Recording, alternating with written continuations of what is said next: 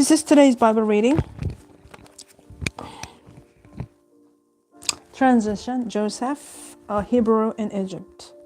The significance of the Hyksos dynasty for the Joseph narratives of Genesis 37 through 50 is debated. Some claim that Joseph's rise to power and the Hebrews' entry into Egypt took place during this time, while others say that the patriarchs must have entered Egypt earlier. In either case, an Egyptian dynasty with Semitic roots would have been a less hostile environment for the Hebrews and might have contributed to their growth upon arriving there.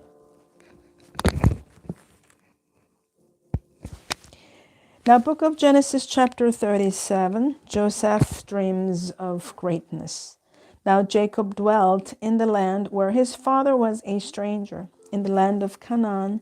This is the history of Jacob. Joseph, being 17 years old, was feeding the flock with his brothers, and the lad was with the sons of Bilhah and the sons of Zilpah, his father's wives. And Joseph brought a bad report of them to his father. Now Israel loved Joseph more than all his children, because he was the son of his old age. Also he made him a tunic of many colors. But when his brothers saw that their father loved him more than all his brothers, they hated him and could not speak peaceably to him. Now Joseph had a dream, and he told it to his brothers, and they hated him even more. So he said to them, "Please hear this dream which I have dreamed. There we were, binding sheaves in the field. Then behold, my sheaf arose and also stood upright, and indeed your sheaves stood all around and bowed down to my sheaf." And his brothers said to him, "Shall you indeed reign over us, or shall you indeed have dominion over us?" So they hated him even more for his dreams and for his words. Then he dreamed still another dream and told it to his brothers, and said, "Look, I have dreamed another dream, and this time the sun, the moon, and the 11 stars bow down to me."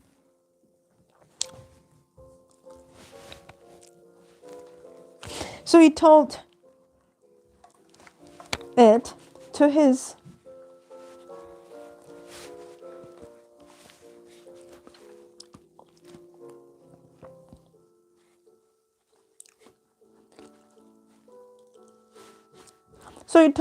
father and his brothers, and his father rebuked him and said to him, "What is this dream that you have dreamed? Shall your mother and I and your brothers indeed come to bow down to the earth before you?" And his brothers envied him, but his father kept the matter in mind. Joseph sold by his brothers. Then his brothers went to feed their father's flock in Shechem. And Israel said to Joseph, "Are not your brothers feeding the flock in Shechem? Come, I'll send you to them." So he said to them, "Here I am." Then he said to him, "Please go and see if it is well with your brothers and well with the flocks, and bring back word to me."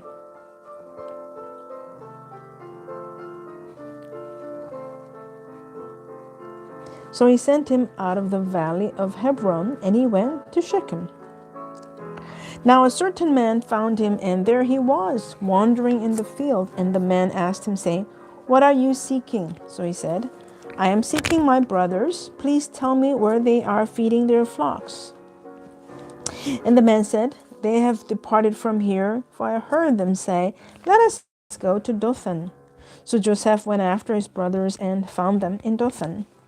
Now when they saw him afar off, even before he came near them, they conspired against him to kill him. Then they said to one another, "Look, this dreamer is coming. Come therefore, let us now kill him and cast him into some pit. And we shall say, 'Some wild beast has devoured him.' We shall see what will become of his dreams." But Reuben heard it, and he delivered him out of their hands and said, Let us not kill him. And Reuben said to them, Shed no blood, but cast him into this pit which is in the wilderness, and do not lay a hand on him, that he might deliver him out of their hands and bring him back to his father. So it came to pass, when Joseph had come to his brothers, that they stripped Joseph of his tunic, the tunic of many collars that was on him. Then they took him and cast him into a pit, and the pit was empty. There was no water in it. And they sat down to eat a meal. Then they lifted their eyes and looked, and there was a company of Ishmaelites coming from Gilead with their camels, bearing spices, balm, and myrrh on their way to carry them down to Egypt. So Judah said to his brothers, What profit is there if we kill our brother and conceal his blood? Come and let us sell him to the Ishmaelites, and let not our hand be upon him, for he is our brother and our flesh. And his brothers listened.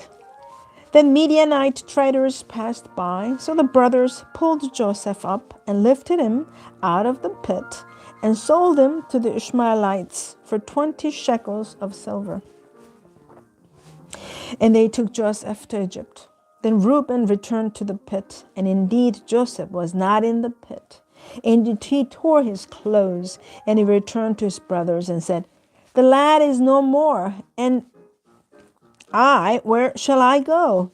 So they took Joseph's tunic, killed a kid of the goats, and dipped the tunic in the blood. Then they sent the tunic of many colors, and they brought it to their father and said, We have found this. Do you know whether it is your son's tunic or not? And he recognized it and said, It is my son's tunic. A wild beast has devoured him. Without doubt, Joseph is torn to pieces.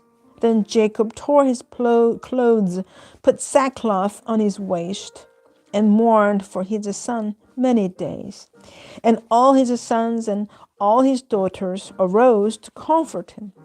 But he refused to be comforted, and he said, For I shall go down into the grave to my son in mourning. Thus his father wept for him. Now the Midianites had sold him in Egypt to Potiphar, an officer of Pharaoh and captain of the guard.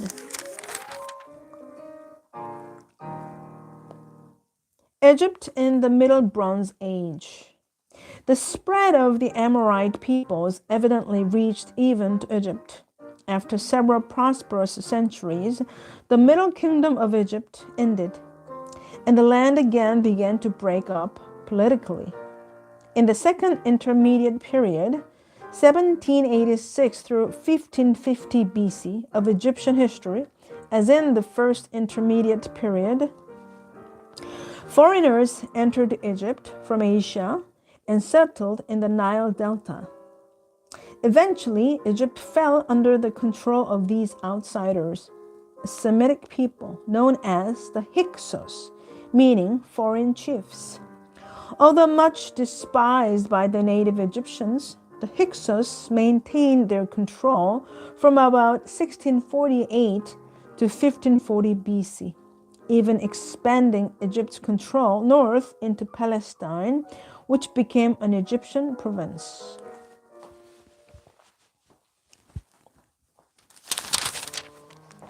Now, chapter 38 of Genesis, Judah and Tamar.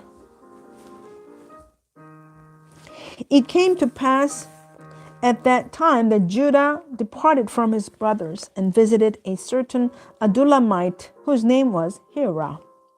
And Judah saw there a daughter of a certain Canaanite whose name was Shua. And he married her and went into her. So she conceived and bore a son, and he called his name She conceived again and bore a son, and she called his name Onan. And she conceived yet again and bore a son, and called his name Shelah.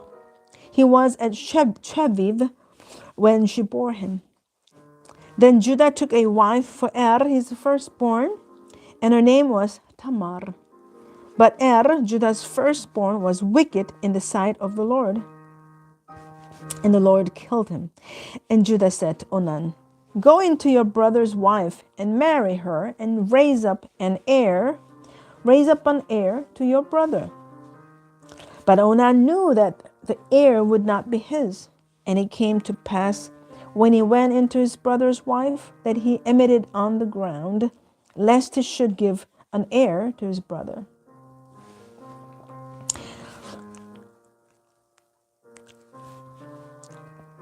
And it came to pass, when he went into his brother's wife, that he emitted on the ground. And the thing which he did displeased the Lord, therefore he killed him also. Then Judah said to Tamar, his daughter-in-law, "Remain a widow in your father's house till my son Shelah is grown." For he said, lest he also die like his brothers. And Tamar went and dwelt in her father's house. Now in the process of time, the daughter of Shua, Judah's wife, died.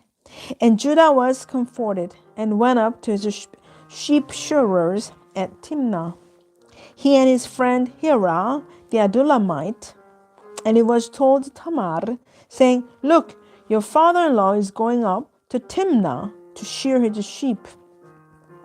So she took off her widow's garments, covered herself with a veil, and wrapped herself, and sat in an open place which was on the way to Timnah. For she saw that Shelah was grown, and she was not given to him as a wife. When Judah saw her, he thought she was a harlot, because she had covered her face. Then he turned to her by the way, and she said, "Please let me come in to you," for he did not know that she was his daughter-in-law. So she said, "What will you give me that you may come into me?" And he said, "I will send a young goat from the flock." So she said, "Will you give me a pledge till you send it?" Then he said, "What pledge shall I give you?" So she said, "Your signet and cord, and your staff that is in your hand." Then he gave them to her and went in to her, and she conceived by him.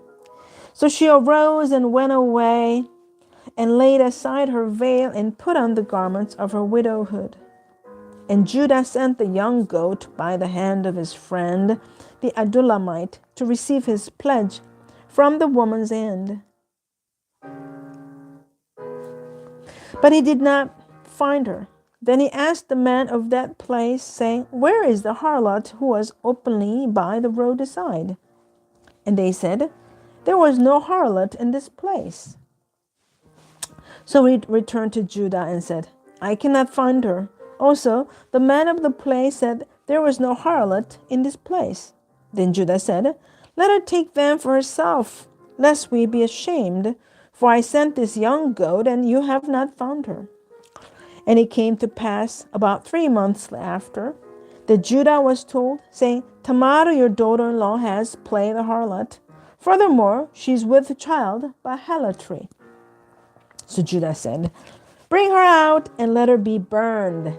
When she was brought out, she sent to her father-in-law, saying, "By the man to whom these belong, I am with a child." And she said, "Please determine whose these are, the signet and cord and staff." So Judah acknowledged them and said, "She's been more righteous than I, because I did not give her to Shelah my son." And he never knew her again. Now it came to pass at the time for giving birth, that behold, the twins were in her womb. And so it was, when she was giving birth, that the one put out his hand, and the midwife took a scarlet thread and bound it on his hand, saying, "This one came out first." Then it happened, as he drew back his hand, that his brother came out unexpectedly. And she said, "How did you break through? This breach be upon you." Therefore his name was called Perez. Afterwards, his brother came out, who had the scarlet thread on his hand, and his name was called Zerah. Chapter 39. Joseph a slave in Egypt. Now Joseph had been taken down to Egypt, and Potiphar, an officer of Pharaoh, captain of the guard, an Egyptian, bought him from Ishmaelites who had taken him down there. The Lord was with Joseph, and he was a successful man, and he was in the house of his master, the Egyptian. And his master saw that the Lord was with him, and that the Lord made all he did to prosper in his hand. So Joseph found favor in his sight and served him. Then he made him overseer of his house, and all that he had he put under his authority.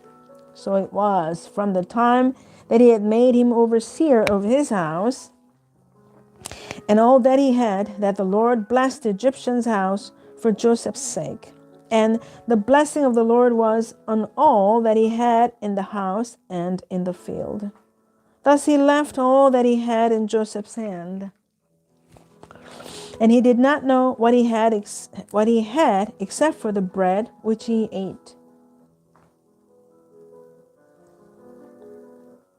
Now Joseph was handsome in form and appearance, and it came to pass after these things that his master's wife cast longing eyes on Joseph, and she said, "Lie with me." But he refused and said to his master's wife, "Look, my master does not know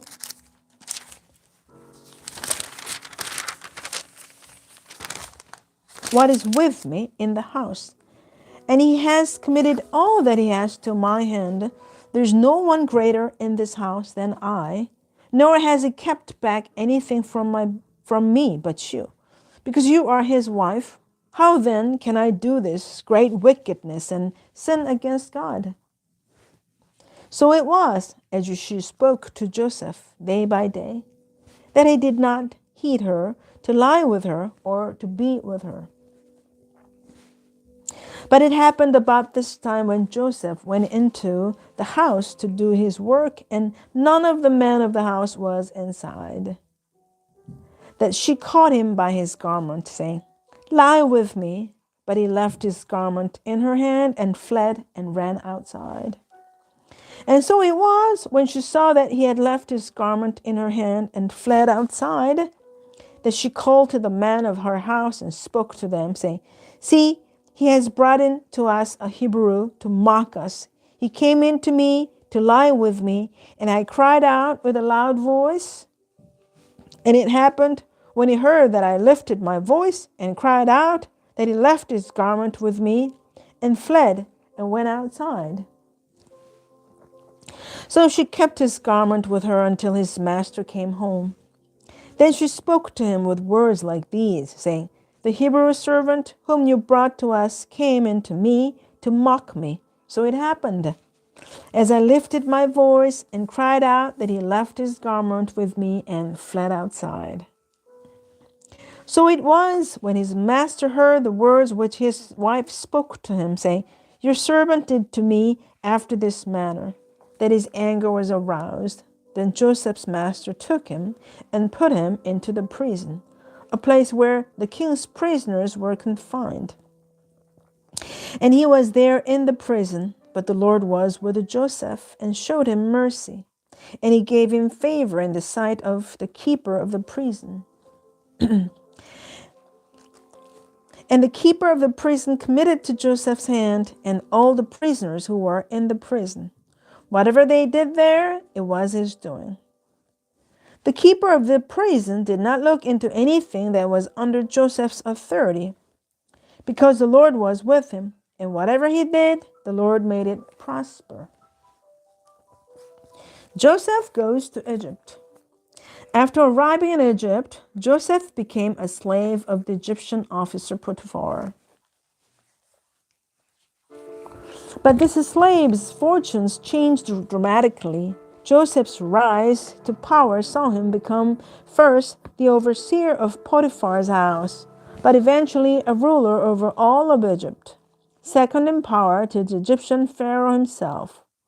One possible setting for the Joseph story is the period when the Hyksos people ruled Egypt. Before the Hyksos arrived, Egypt had been a united country. Under the 12th dynasty, Egypt enjoyed a flourishing mining industry and agricultural program, as well as a new capital established near Memphis by Pharaoh Amenemhet I. Another pharaoh, Sesostris III, was able to organize a strong central government for Egypt by controlling the families who ruled Egypt's territories. Sometime after the 12th dynasty, the country began to fragment. Various rulers set up their own dynasties over portions of Egypt and ruled at the same time. The 13th dynasty established a new capital at Thebes, while the 14th dynasty consisted of several rulers in the delta who proclaimed themselves kings. The political upheaval made Egypt ripe for the invasion of the Hyksos people, who subjugated the country and placed their own capital at Avaris in the delta region. The Hyksos dynasty lasted more than a century, 1648 through 1540 BC. The ethnic background of the Hyksos is one reason for setting the Joseph story during this period. These invaders were a mixture of Semitic and Asiatic peoples. In an Egypt ruled by such foreigners, it is possible that someone like Joseph himself, being Semitic and foreign, could rise from a servant to a position of high office. Amen. This is the end of the Bible reading for today. Thanks for joining me. Have a great day. God bless you. And see you tomorrow again.